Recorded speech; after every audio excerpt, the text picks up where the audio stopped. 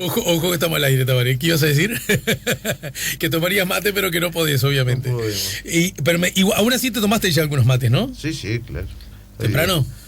Yo soy tempranero. Ajá. ¿De verdad sí? ¿Sos un tipo que te levantás fines de semana, aunque no...?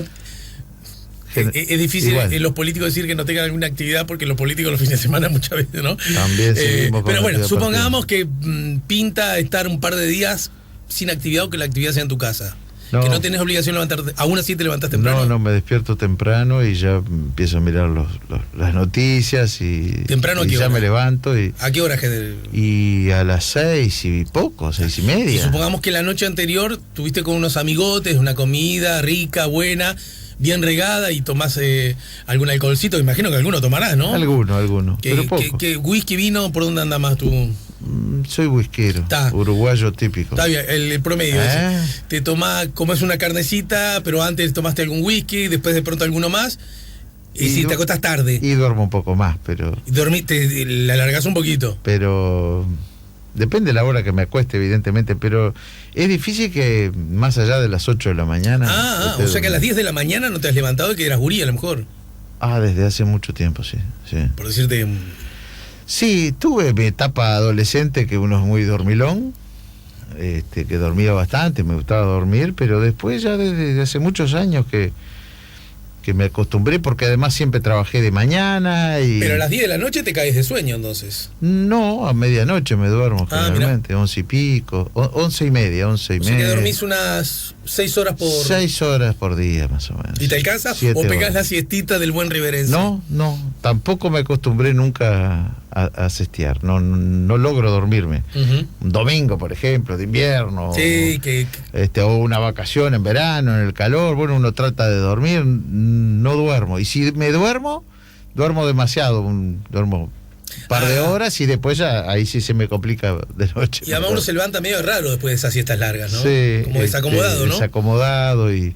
No, pero sobre todo eso, después me cuesta mucho dormirme y termino más cansado el siguiente día. ¿Hubo riesgo que el presidente de la República y buena parte de su gobierno, tuviese positivo en el marco que estuvo en reuniones en Rocha? En Rivera. En Rivera, es la segunda vez que digo, porque hablé de Rocha más temprano, en Rivera, y vos también participaste de esas reuniones, ¿no? Sí. O sea que estuviste guardado algunas horas. Sí, nos enteramos del positivo de la directora del MIDES de Rivera, que había estado en esa reunión del lunes anterior. Nos enteramos el viernes pasado, el viernes a última hora de la tarde, y a partir de ahí entonces el protocolo, me encerré, y al otro día me vinieron a hacer el hisopado. Y después, mientras esperaba el resultado... O sea que ya te vinieron a hacer el test, ¿qué día? El sábado. Y estuvo para la noche, sí que casi 24 horas de esa... Acá en Montevideo estamos hablando, ¿no? Yo estaba acá porque con la comisión de la LUC, habíamos terminado ese viernes votando en comisión lo que quedó de la ley, finalmente, y ahí cuando iba en viaje a mi casa, me llegó la noticia y ya traté de aislarme, si bien se supone, ahí uno empieza a pensar que ya si tenía que haber contagiado ya lo habría hecho a la propia familia.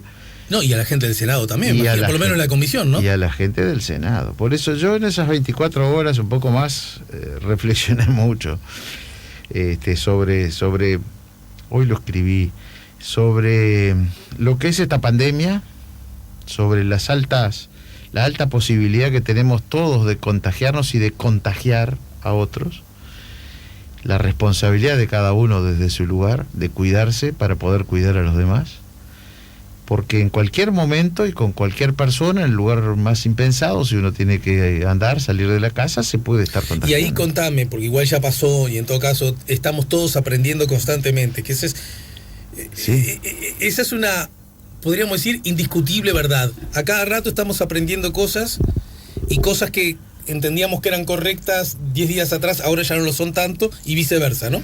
Y lo peor es vencer las costumbres, los hábitos. Claro. Cuando uno se da cuenta, ya cometió un error. Tabaré, y ahí con la directora, que estuvo el presidente, que... Ahí éramos una veintena de personas, era el SECOED, porque había explotado, digamos, el pico, digamos, de epidemia en el departamento. Perdón, estamos hablando de la primera reunión, la que se llevó a cabo hace una semana. El lunes anterior, exactamente. Llegó el presidente, llegamos todos y hubo una reunión con el SECOED local, la comisión de emergencia departamental, o sea, el jefe de policía, estaba el jefe de bomberos, estaba el jefe del regimiento, las autoridades de la salud departamental, el director del hospital, de la RAP, la intendente departamental, el secretario general, los 3 diputados del departamento, y el presidente de la República, el ministro de Defensa, el secretario de la Presidencia, el presidente de ACE, el general de la División de Ejército 3. ¿Y todos estaban con tapabocas?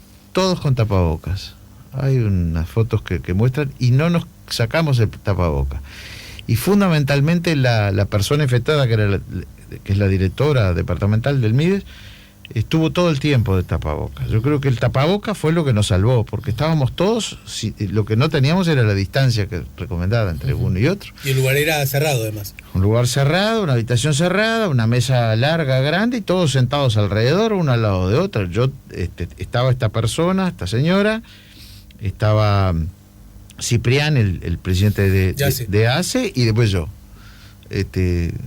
O sea, estábamos prácticamente al lado, y estuvimos un par de horas allí. Y vos que obviamente tanto y también conocés ese lugar de la República, bueno, ¿qué cosas, si pudieras ilustrarnos, qué cosas son las que entonces se tratan de cambiar, de variar, para que este foco se apague y no siga creciendo?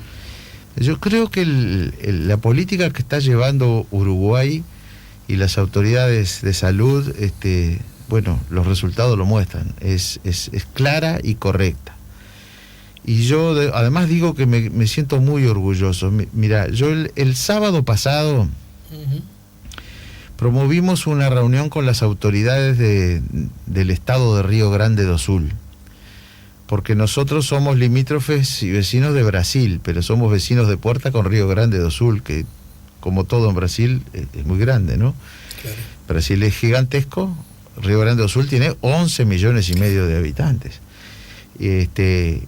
Y a mí, yo creo en la integración local y regional, porque a veces las capitales departamentales quedan muy lejos y la diplomacia tiene sus vueltas y sus tiempos. Históricamente ha sido así. Yo que nací, me crié en una frontera, sé que la mayoría de las cosas en esa frontera tan especial se resuelven vecinalmente. Más allá de los Mercosur y más allá de los tratados. El sábado hicimos una interesantísima reunión por Zoom que aceptó el ministro de Salud, Salinas, el doctor Salinas. Realmente yo estoy encantado con su forma de ser, con su trabajo, con su responsabilidad, con su humildad. Que aceptó rápidamente participar de esta reunión. Participó ¿Por qué tenés la necesidad de decirlo? Porque sentís que...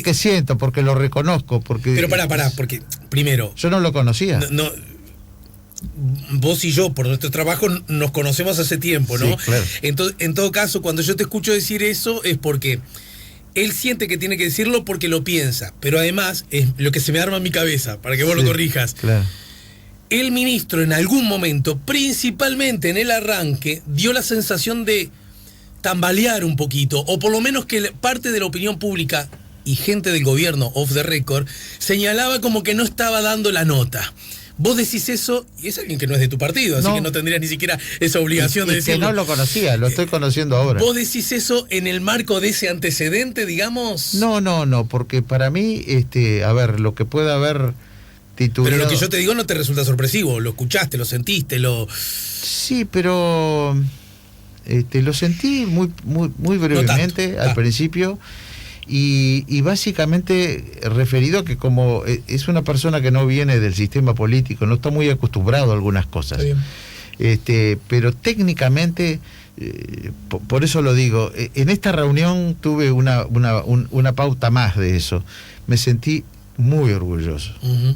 Pero del gobierno, de las acciones que encabeza el ministro, pero también de los uruguayos, porque yo creo que es un triunfo de los uruguayos como viene resultando el tratamiento de esta pandemia. Ahora, todo bien, pero lo de Rivera luce como venís ganando, ponele 2-0, y el rival te hace un gol con todo lo que significa cuando se ponen 2-1, ¿no? Sí. Es decir, que algo tuvo que haber fallado ahí, porque si no... Sí. Porque Falló, yo entiendo fallamos. a los gobernantes y al sistema político en general. Es necesario el estimular y el reconocer, pero tan peligroso como no hacer las cosas bien es la autocomplacencia, ¿no? Sí, claro, hay que hablar. Y es en muy ese, peligroso. ¿verdad? Y en ese sentido, uno tiene el derecho de decir, che, algo mal se hizo. Él porque ya si ganó, no, famoso. claro. ¿Y qué fue lo que se hizo mal o se estaba haciendo mal? Lo que ahí falló lo que estamos tratando, falló en parte la conducta de los ciudadanos que habían hecho una gran cuarentena al principio, en marzo, y como que hubo un aflojamiento que lo notamos en todo el país, Sí. Pero en Rivera fue fatal por esa situación de frontera. El cruzar de un lado para el otro, y todos sabemos que la realidad en Brasil es totalmente distinta a la nuestra, ¿no? Por eso habla de una ciudad que en realidad es binacional, ¿no? Es una ciudad binacional y es lo que estamos tratando de encauzar ahora, pero es un problema histórico, que es el tratarlos como lo que son, una ciudad sola, como una unidad.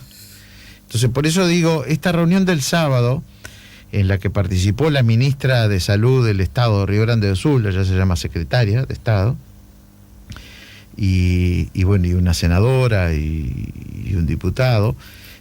Allí fue una larga reunión donde ambos expusieron qué se está haciendo en cada una de las, en Uruguay y en Río Grande do Sul.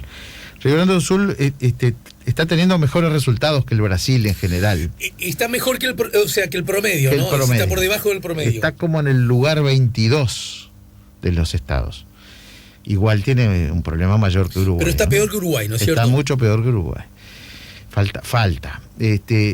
Y allí en la exposición del ministro Salinas, que hizo una exposición brillante, yo me sentí muy orgulloso de cómo se está tratando y de la responsabilidad de los uruguayos, porque nosotros hemos aplicado lo que el presidente ha llamado la libertad responsable, ¿no? Uh-huh. En la que cada uno tenemos que cuidarnos. Y es lo que yo reflexionaba en esas 24 horas esperando el resultado del test. Sí. De lo fácil que es contagiarse, de cómo tenemos que cuidarnos y de la responsabilidad de cada uno en su ámbito. Pero no luce... Lo que hubiera pasado acá hubiera sido un desastre. El presidente contagiado. Claro. Muestra por qué los comandantes, los generales no están en el frente de batalla. No es porque le falte coraje, es porque tienen que comandar y tienen que cuidarse. Entonces, con esa misma lógica, permitime decir... Yo le he pedido... Quizá fue un error que la calle haya ido allá. Yo le he pedido, no sé si calificarlo de error. Me estoy apoyando en tu lógica. Sí, pero yo voy a eso. Yo creo que tenemos que reconocerle, y todos creo, aún desde la oposición, tenemos que apreciar lo trabajador que es la calle, lo responsable, lo ansioso positivamente para resolver los problemas y, como él mismo lo dice, estar arriba de los temas. Uh-huh. Pero yo ahora le he pedido, como le recomiendo y le pido a todos que seamos responsables, de que se cuide un poco más. Uh-huh. Por eso, porque que no se exponga tanto. Que no se exponga tanto. Que igual se puede hacer lo mismo prácticamente. Se puede comandar como tiene que hacer un comandante desde el comando. Pero 2 veces en una semana quizás no fue un poco mucho. Yo creo que fue mucho. Yo creo que se expuso demasiado y que ahora tenemos que haber aprendido la lección. Como decís tú, humildemente, todos estamos aprendiendo. Pero además y con la mejor voluntad. No tenés por qué saberlo, pero yo en esta boca mía comenté el otro día, porque justo salió el tema, no es porque acá me haya inhibido de hacerlo, al revés. Acá es donde menos me inhibo porque es mi programa y tengo más tiempo, ¿no? Claro. Que comenté que había sido una porque yo recuerdo que el domingo a la noche, cuando se anunció que iba a la calle, algunas voces desde redes fundamentalmente a qué va a ir, y yo decía y yo soy de los que creen que desde la perspectiva estrictamente simbólica y por lo que significa su investidura, era un acierto ir. Sí, yo también. Quiero decir que yo entendía eso, pero por lo que dije, uno no tiene que ser complaciente, ni aún con lo que uno piensa. Uno dice, bueno, a lo mejor quizá fue un error. Pero exactamente igual, mi proceso fue igual. A mí me pareció muy bien por el presidente. Además, generalmente es lo que hacemos en el Uruguay. El presidente va por lo menos a sobrevolar la zona de desastre, de inundaciones. Porque no es que vayas a solucionar cosas que desde una oficina que no es la solidaridad.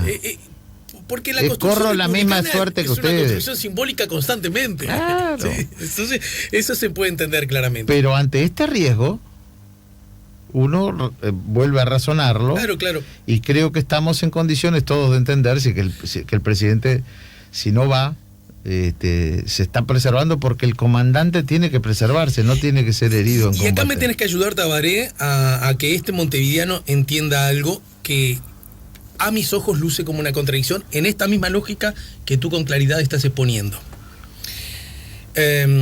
Por un lado, en este contexto, se volvió atrás con la exigencia más firme del 0 kilo, ¿no es cierto? Que de alguna manera, todos lo sabemos, aunque esté vigente siempre, lo que cambian son los niveles de controles, por distintas circunstancias y fruto de lógicas de frontera. Sí. ¿Estamos de acuerdo, no? Sí, totalmente. Y yo eso no solo lo entiendo, sino que lo respeto, y esa lógica de frontera soy de los que lo reivindico, porque además siempre digo, antes que hubiera frontera ahí, había gente, cuando no había ni fronteras, cuando Brasil no era Brasil, Uruguay no era Uruguay, ¿no? Hay lógicas por ahí supuesto, que tienen que ver con... Ni que hablar, yo eso lo entiendo, y mucho más lo entiendo porque me consta, lo sé, que muchas personas que van a cruzar frontera a comprar algunos insumos más baratos, no solo lo hacen para la de cada día, con toda la urgencia que ello implica, sino incluso una red de pequeños, medianitos comerciantes, que si bien no es que lo hagan para comer ellos, hacen una pequeña diferencia en sus ganancias a fin de mes, que son, en el mejor de los casos, un salario decoroso. ¿Estamos de acuerdo también, no? Los quileros. Bien. Los que pasan kilos, ¿no? Pues sí, pero esta gente, claro que está haciendo una forma de contrabando, dijera el montevideano, pero es la forma que tiene de vivir y a su vez eso le da... Bueno, en fin. Entonces se dice, bueno, eso ahora sí vamos a tener Lo que se ve claramente en la película El baño del papá. Sí, ¿no? buenísimo, Qué buenísimo. Fantástica. Maravillosa. Muestra una realidad en varios... Probablemente la película uruguaya mejor de todas. ¿no? Pienso que sí. Sí, estamos de acuerdo de eso, sí, ¿no? Sí. Además interpretada por algunos queridos y admirados amigos y colegas que, bueno, ni te digo. Lo que quiero decir es, me suena en alguna medida contradictorio y hasta injusto que se diga, bueno, entonces ahora con el 0 kilo nos ponemos firmes de verdad, y por otro lado, sigamos autorizando a los free shops con dos, desde mi perspectiva, agravantes. Y si me equivoco, mandame al Óbol, que yo sé ir al Óbol, ¿eh?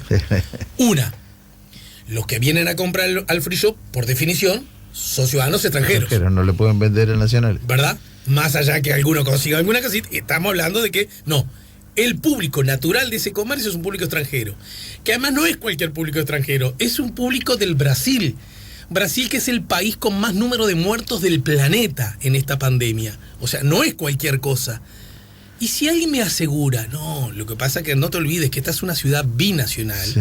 Si alguien me asegura a mí que todos los brasileros son de Santa Ana, ponele, está todo bien igual. Pero creo que nadie está en condiciones de asegurar eso. No, es más, no es así. Y además no es así, por eso yo lo estoy tirando para abajo. Entonces, loco, ya sé que la perilla de la economía, lo entiendo y hasta lo comparto. Pero en este contexto, no hagas entrar, porque si no tenemos la contradicción presunta de que Argentina, felizmente con muchos menos número de positivos y muertos que el Brasil, más que Uruguay en proporción, ya hice los cálculos, sí. no pueden entrar ni nosotros ir, y de Brasil, con el país con más muertos del mundo, entramos y salimos como perico por su casa. ¿No luce como una contradicción, Tabaré, senador? Sí, son realidades diferentes. Pero, porque una cosa es poder controlar una frontera por puentes y otra cosa es una frontera seca en kilómetros. Claro. ¿No?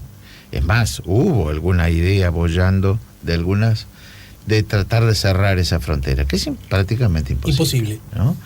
Habría que construir... Yo estoy pensando en los free shop, ¿no? Un muro, claro. Mirá que me viene gente y yo no sé si no vienen hasta de Río a comprar, ¿eh? No. Ahora no. No creo. Sobre todo los fines de semana, ¿no?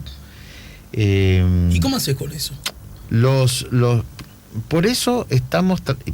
Por eso hay una reunión mañana, el miércoles, pasado mañana, tratando de poner en marcha lo dispuesto en algunos tratados, en algunos convenios bilaterales.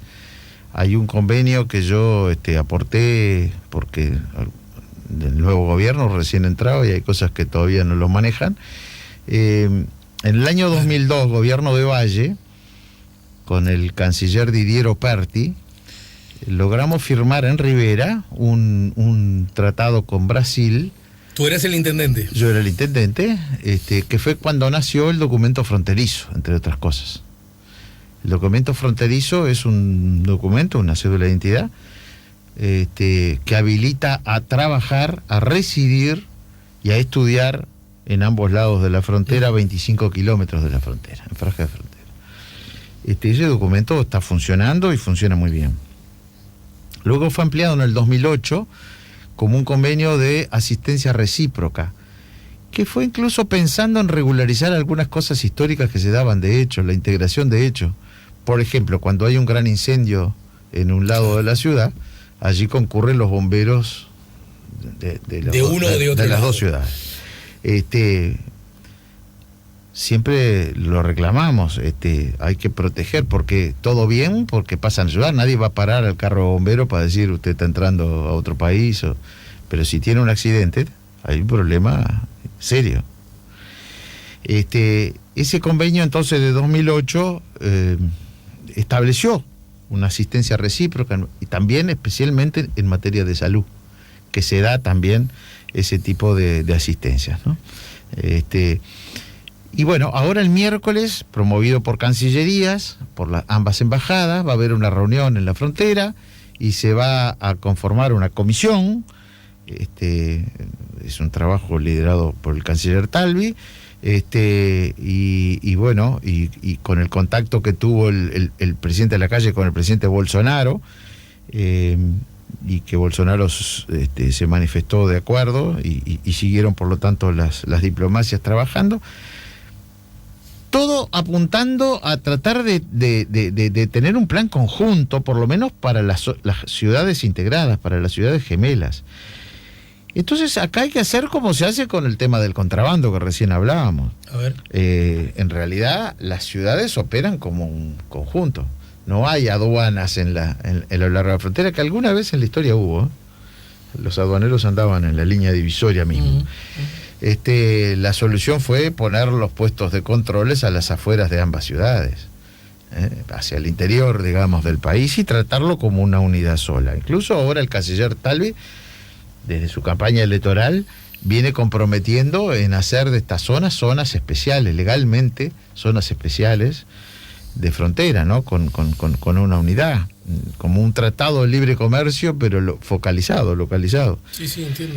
Que fue como nacieron los free shop, con esa idea primaria. Es otra historia. Pero en definitiva, la reunión virtual que tuvimos el sábado a nivel del Estado también apunta a lo mismo, y es referido a lo que estábamos hablando. Nosotros tenemos que cerrar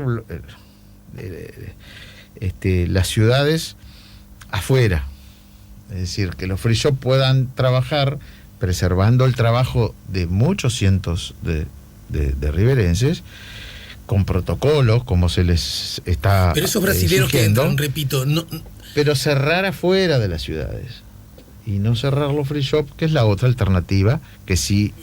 No entiendo cerrar afuera, ¿qué significa eso que yo te decía al arranque? Quizás evitar que vengan de más lejos. Exactamente. Cerrar a los santanenses, que son 100.000.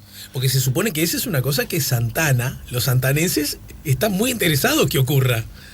Es decir, de evitar que su situación sanitaria se vea, digamos, invadida por el resto del Brasil, que es donde tiene más problemas, ¿no? Por supuesto. De hecho, está cerrado. De hecho, no pueden llegar. A la frontera llegaban de adentro de Brasil unos 70 a 100 ómnibus de excursiones por fin de semana. Habitualmente, antes de esta Para situación. Rivera, digamos, para el free shop. Sí, venían a la frontera, porque Sí. compran también algunas cosas del otro lado, pero sí, para Rivera. De adentro del Brasil. Eso normalmente ocurría los fines de semana, como antiguamente iban las excursiones al Chuy, ¿no? Claro, claro. Bueno, todo depende de que las lógicas de la moneda, con imagino, ¿no? También. Con los free shops ocurría esto. Hoy eso está prohibido, está trancado, no entran a la ciudad del Libramento. Lo que detectamos es que aparentemente hay excursiones A ver. que vienen a 100 kilómetros, o sea, a la Sí, frontera del municipio de Libramento, y luego en vans o en automóviles particulares llegan igual mucho menos personas, pero Sí. que llegan. Algunos hablan de 500 personas por semana, otros hablan de 800. Entonces, eso es lo que habría que afinar. Y sobre todo, pues complementar con los protocolos de desinfección, que en Rivera se están desinfectando las zonas públicas, las calles, los autos, las ruedas, no sé, se han circulado por las redes, hay un protocolo para los comercios, y bueno, y ahí está lo de la perilla. Esta es una primera medida, lo dijo el presidente ese lunes cuando fue a Rivera, tratando de preservar el trabajo de la gente, porque Sí. no son los free shop, no son los free shoperos, es la cantidad de gente que trabaja allí, ¿no? Del mismo modo que la gente que trabaja es la que va a comprar el azúcar del otro lado, ¿no? Obviamente. Digamos, Entonces tenemos que cerrar ambas ciudades, que son casi 200.000 habitantes, y tratar de que no circule y tener todos los controles para ir moviendo las perillas. Si esto no funciona y no queda encapsulado como parece que estaría este brote en Rivera y en Libramento, bueno, habrá que tomar la siguiente medida de la cuarentena, pero eso realmente afecta a mucha gente. Estamos hablando del trabajo de la gente, ¿no? este asunto lo seguimos monitoreando la República y nosotros dos en particular para hacerte algún nuevo contacto en el futuro, porque quiero hablarte de la LUC un poco, ¿no? Sí. Y, a ver, me quiero poner en la cabeza de un integrante del gobierno que no es del Partido Nacional, que podría ser del Partido Colorado. Es decir, quiero ponerme en la cabeza de, por ejemplo, Tabaré Viera, ¿no? Bien. Y No es hago fácil, lo siguiente. no es fácil. Voy a decir que por la duda no me metas. Gran esfuerzo. Pará, Tabaré, porque se ha dicho algo que me parece que no es del todo cierto. En la lógica siempre de la política, cuando se manejan, y es... Si hay algo que el público sabía, que la ciudadanía sabía y que todo el sistema sabía, es que una vez citado el gobierno se iba a presentar una ley de urgente consideración. Sí, Cierto. estaba anunciado. Eso se dijo en campaña electoral, incluso antes de octubre. Sí. Es verdad. Pero también es cierto, porque lo recordamos todos, un día sí y otro también, que cuando se insistía acerca del contenido fino, nunca se había dado y se hablaba de grandes asuntos que tienen que ver con grandes urgencias. Ahora, en octubre pasó lo que todos sabemos que pasó. Fue el candidato más votado, Daniel Martínez, y el segundo más votado, Lacalle Pou. Y de acuerdo a la norma, tenían que ir a una doble vuelta, porque ninguno superó el 50%. ¿Estamos de acuerdo? De acuerdo. Y en ese mes ocurrió algo que creo que cuando se hace el relato de estos acontecimientos se minimiza. Y es el siguiente. Otra vez mandame al Oval si tenés que mandarme. Y es... Hubo un acuerdo político, un compromiso de gobierno efectuado entre el Partido Nacional y los que terminaron a la postre siendo sus socios de gobierno que integran el gobierno de la República. Exacto. Y ese compromiso fue programático. Un compromiso programático en el que algunas cosas que estaban integradas en el plan de gobierno del Partido Nacional definitivamente salieron. Sí. Porque justamente esa es la negociación política. No, mirá, esto no te lo llevo tanto y seguramente cosas del Partido Colorado no pudo poner eso. Y así es la vida, esa es la vida de la política. Claro. Te diría la vida de las familias, la vida de la humanidad constante. Porque todo es política. ¿Verdad que sí? Sí, claro. Exacto. Hablamos la misma lengua, amigo. El asunto es, ¿por qué crees tú que cuando el gobierno presenta la LUC, presenta cosas que estaban fuera de ese acuerdo político. Cosas que los colorados ya le habían dicho, esto no porque no nos gusta, esto no porque no estamos de acuerdo, esto no porque no tiene que ver con nuestra tradición, nuestra filosofía, nuestra mirada del Estado, etc. Y aún así la colocan.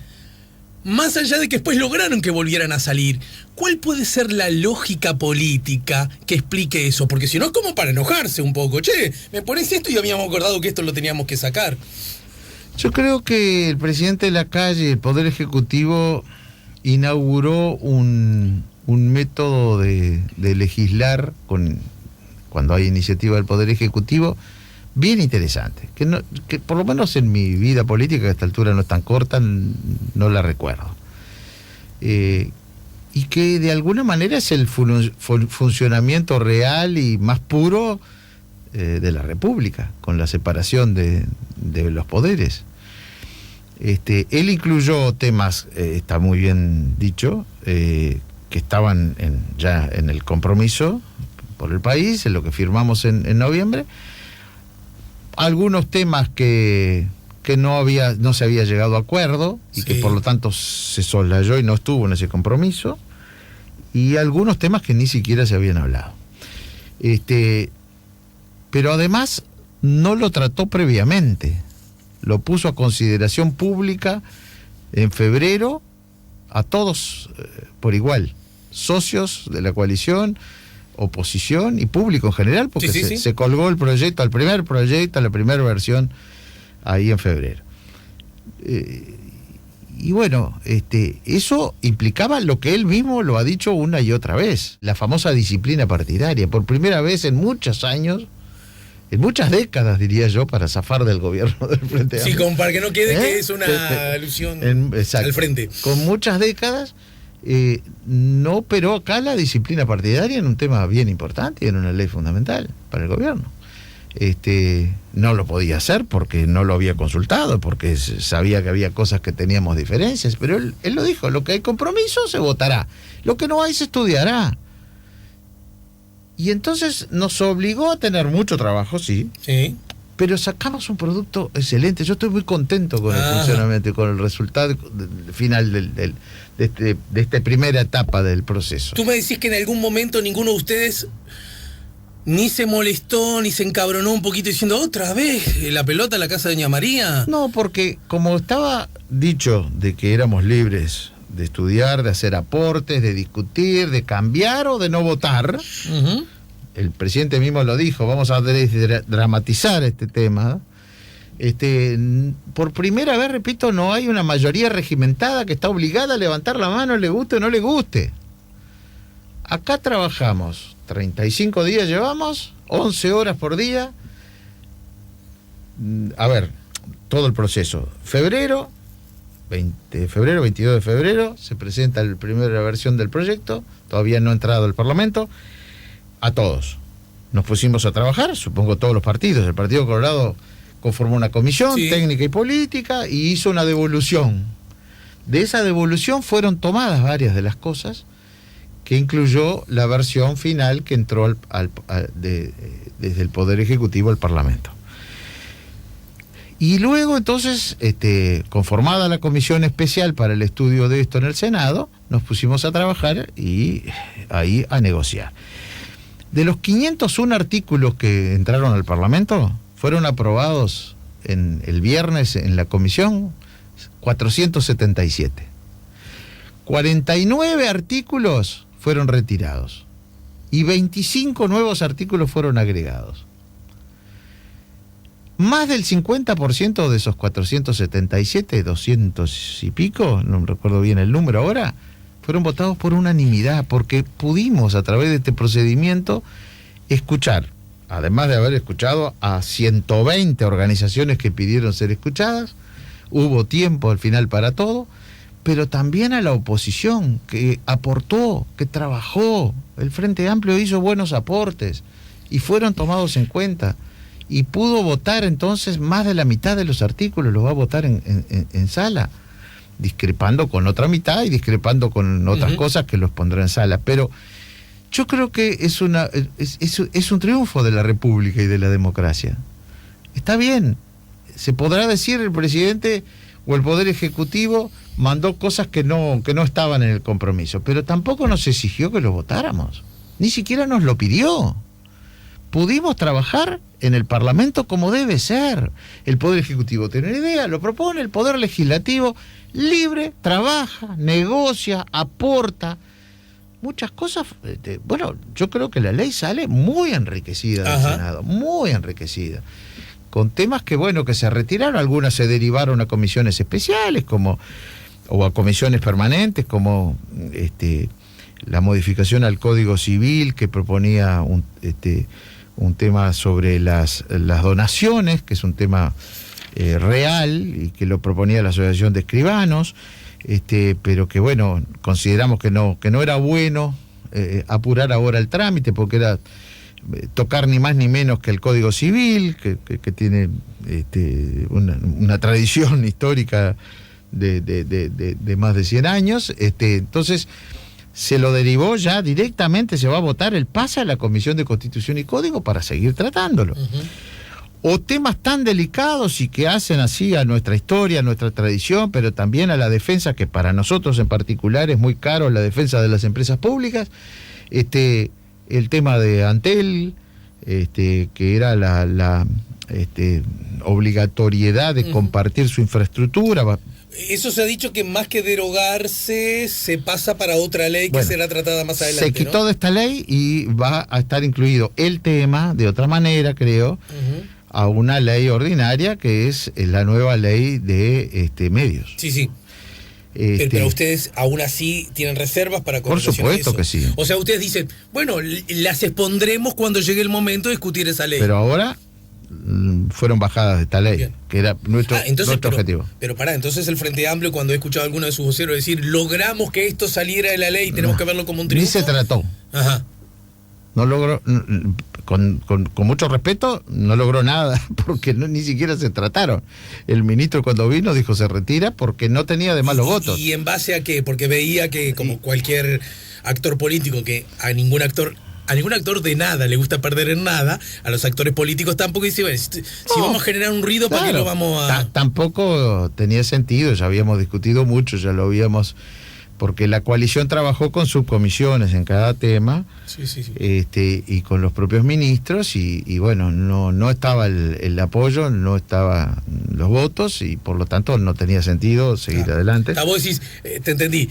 Bueno, si el Frente Amplio quiere decir que logró que se sacara, en todo caso digo que ni siquiera entró. No, ni se discutió. Bien. Ni se votó. Lo mismo podría decirse de ustedes. Quiero decir, a nosotros no nos gustaba, no es que logramos que lo sacaran, simplemente no entró. No entró. Sí, bueno, y fue así. Fue así. Bien. ANCAP y la famosa... Lo de ANCAP es brutal, porque va a salir un artículo sustitutivo que lo vamos a votar todos. Todos. Por unanimidad. Que quizás antes de todo esto nadie ni siquiera lo hubiese imaginado. Tal cual. Recordemos, el tema de la paridad, ¿no? La posición del Frente Amplio, que en definitiva, bueno, se allanó a entrar en la negociación y a buscar, y nosotros a aceptarle palabras, esto... Quedó una cosa interesantísima, porque el gran objetivo lo compartimos todos, la necesidad de bajar el precio de los combustibles, que es carísimo en el Uruguay. Entonces los más liberales dicen el mercado lo va a arreglar, si eliminamos el monopolio habrá competencia, y en la competencia generalmente los precios bajan.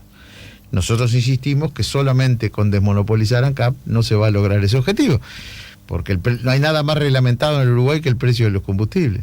Está reglamentado toda la cadena, el transporte, la ganancia de los estacioneros, y además tiene el 50% de su precio, componentes son impuestos. Incluye un subsidio al transporte montevideano que lo pagan todos los uruguayos. Bueno, los transportes del mundo están subsidiados, ¿no? Sí, pero no es justo. Son los famosos subsidios cruzados, ¿no? El productor rural que el humilde chacarero que utiliza un tractor y compra combustible está pagando en su impuesto el subsidio del transporte de Montevideo. No parece, solo de Montevideo, no parece lógico. Bueno, ya que hablas de cruzados, y ahí me podés llenar la canasta a goles porque no tengo información adecuada. ¿Y no habrá algún otro impuesto que pague mi vieja cuando va al supermercado que termina siendo favorable a un productor rural de Salto.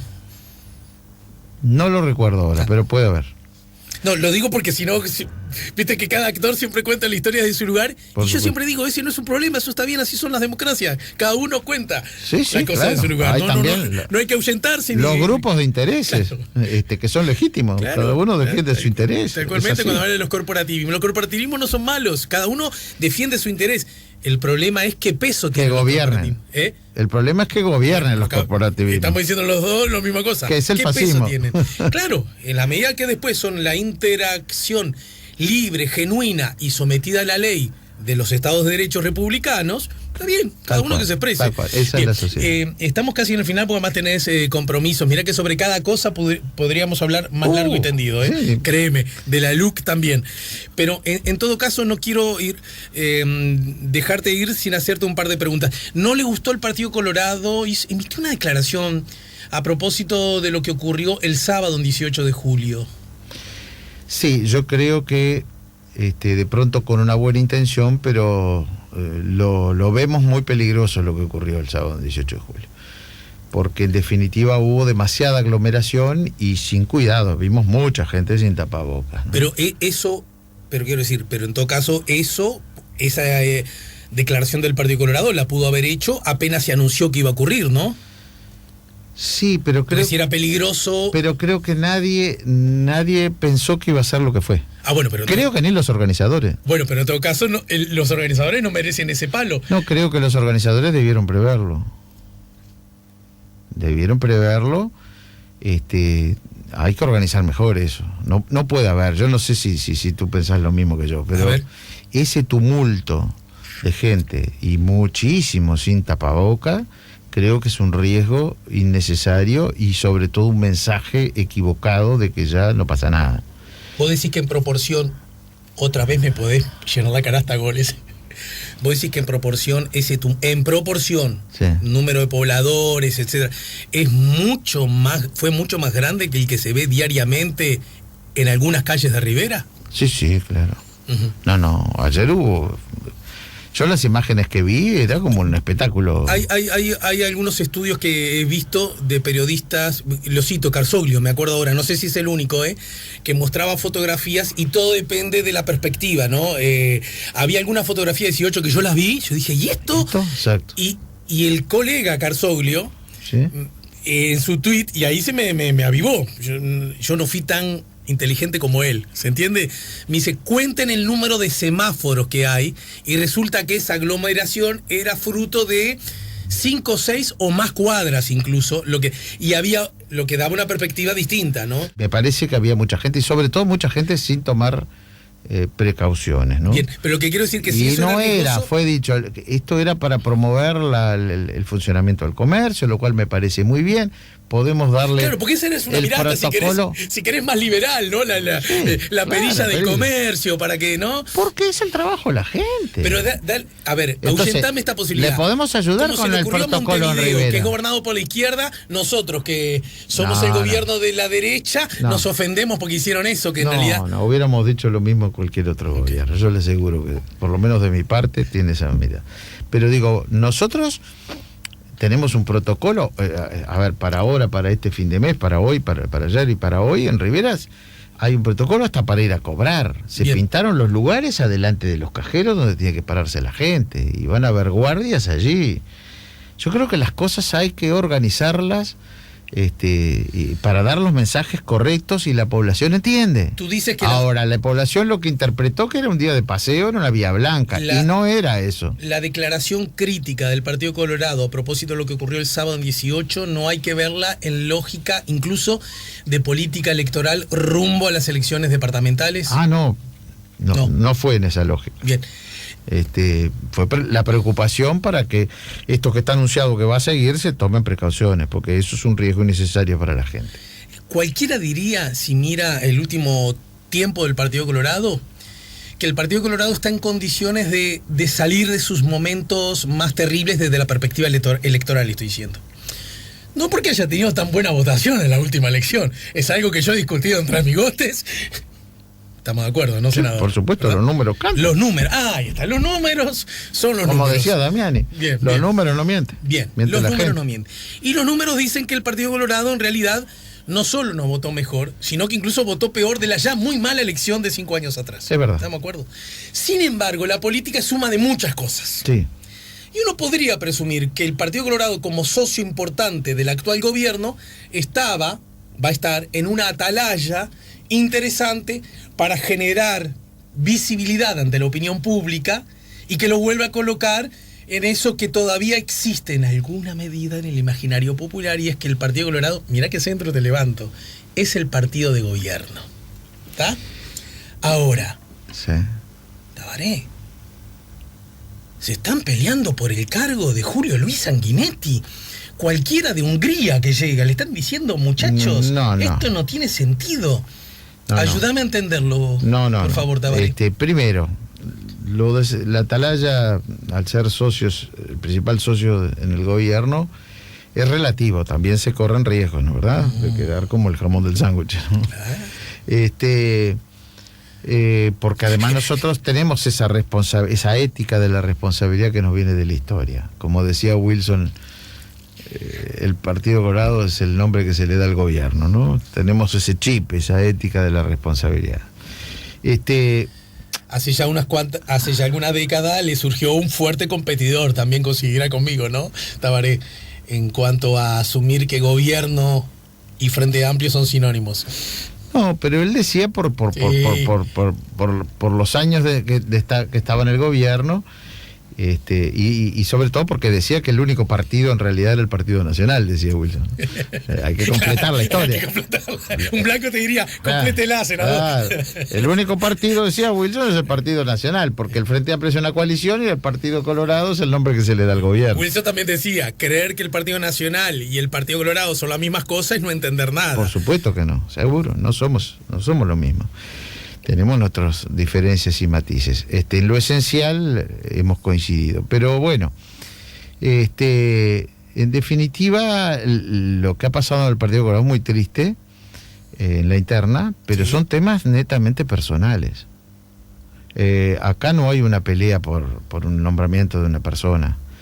Acá hay una situación personal que se dio entre el candidato del Partido Colorado, Ernesto Talvi, que recordemos, no era tu candidato en la interna, vetó, ¿verdad? no era mi candidato, que vetó un nombre sin mayor argumento que por ser hijo de él, lo cual yo repruebo, porque no es la historia del Uruguay, porque creo que la gente, nadie debe estar en un cargo por ser hijo de, pero nadie puede no estarlo por eso. ¿No? Tabaré, con la franqueza que siempre ha caracterizado nuestro vínculo, y mirándote a los ojos, te digo, ¿tú crees que es por ser hijo de, o tú crees que es por el asunto Cangrejo Rojo? No, yo creo... Porque yo creo que esa es una hipótesis a tener en cuenta. No también. fue lo que dijo y no creo que deba ser. Ojalá lo dijera, porque en realidad esto que ya es a esta altura un mote, acá en este país, creo que en casi todos los países del mundo, después que te ensucian el nombre es difícil de salir. Pero digámoslo claramente, el famoso tema del Cangrejo Rojo, que mucha gente no lo recuerda más que el nombre, o otros ni siquiera lo conocieron. Sí, porque primero que ya ha pasado unos cuantos años. Julio Luis Sanguinetti nunca fue ni siquiera imputado. Fue citado como testigo y se archivó. O sea, fue investigado, porque vaya que había ganas de investigarlo. ¿Y entonces de dónde le viene a Talvi esa, entre comillas, obsesión para con Julio Luis? Yo creo que es un tema personal. ¿Pero de dónde? ¿Alguna vez?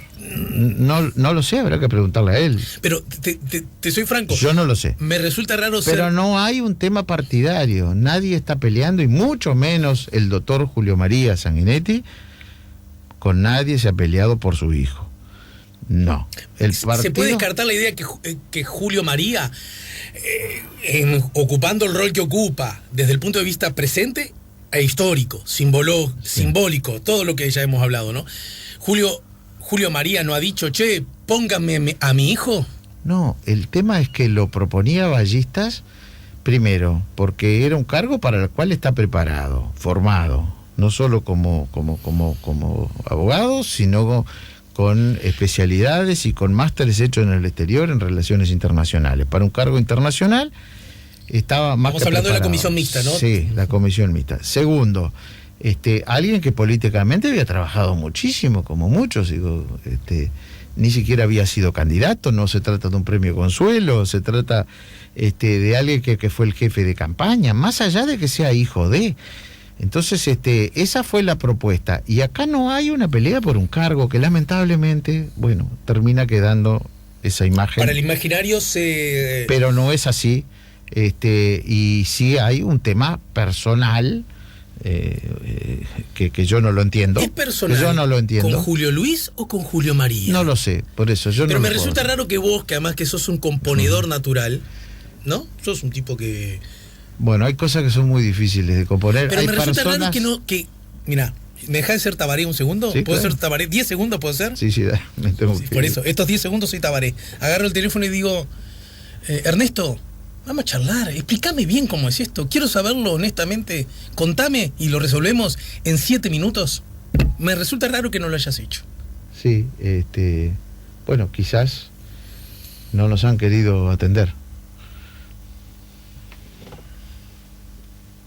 Mira.